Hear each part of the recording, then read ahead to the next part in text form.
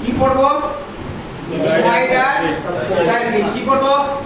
Divider circuit. Divider circuit কি কাজের জন্য লাগবে?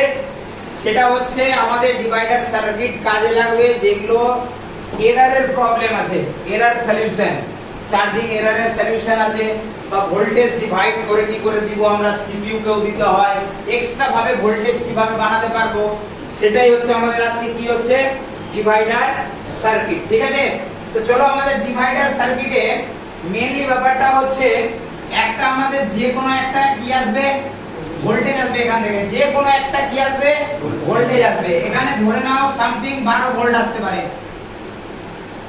মেনে নাও 12 ভোল্ট আসছে।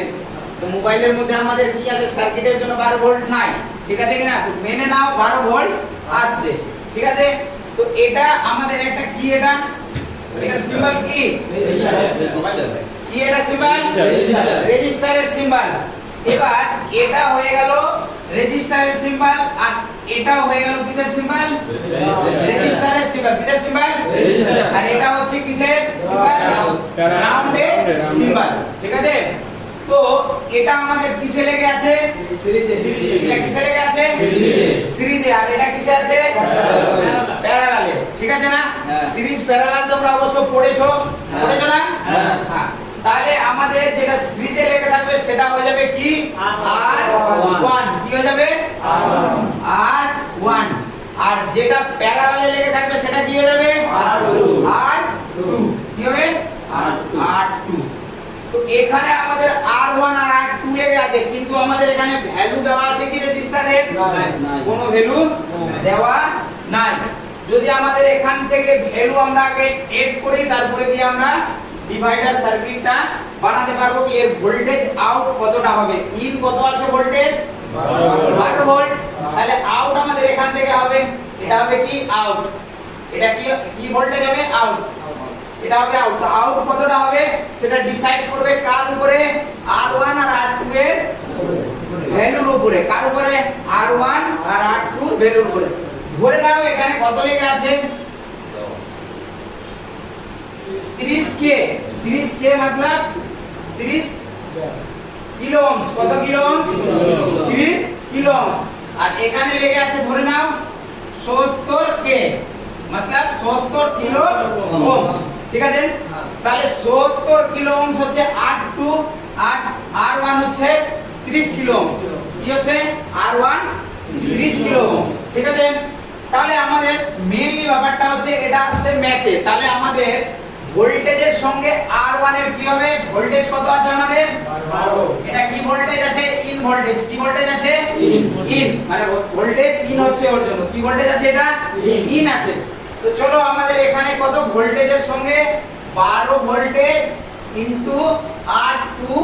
R2 কত আছে, 70। কে আছে, 70, ঠিক আছে। দেখো ভোল্টেজের সঙ্গে R2 কি হবে, ইনটু হবে। কি হবে, ভোল্টেজের সঙ্গে R2 ইনটু হবে, ঠিক আছে। তো চলো আমাদের এখানে এবার সমান দিয়ে তারপরে আমাদের এখানে কি আসবে, R1 কত আছে, R1 30, আর R2 কত আছে, 70 প্লাস R2 যোগ হবে, কার হবে, R1 এর সঙ্গে R2 কি হবে, যোগ হবে, ঠিক আছে, প্লাস হবে, ঠিক আছে। সমান দিয়ে এটা কত আসছে, 840। কত আসছে, 840। উপরে একটা 12 কে 70 দিয়ে ইনটু করলে কত হবে, 840।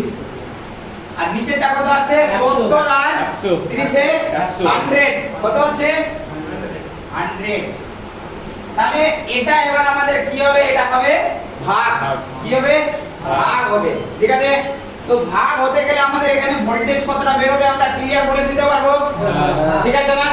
তো চলো আমাদের এখানে ভাগ কত হচ্ছে ক্যালকুলেট করে দেখো, 8.4। একে 840 কে 100 দিয়ে ভাগ করলে কত আসলো, 8.4। 8.4 ভোল্ট আউট হবে। কত ভোল্টেজ আউট হবে, 8.4 ভোল্ট আউট হবে এখানে, ঠিক আছে, ওইউটি আউট।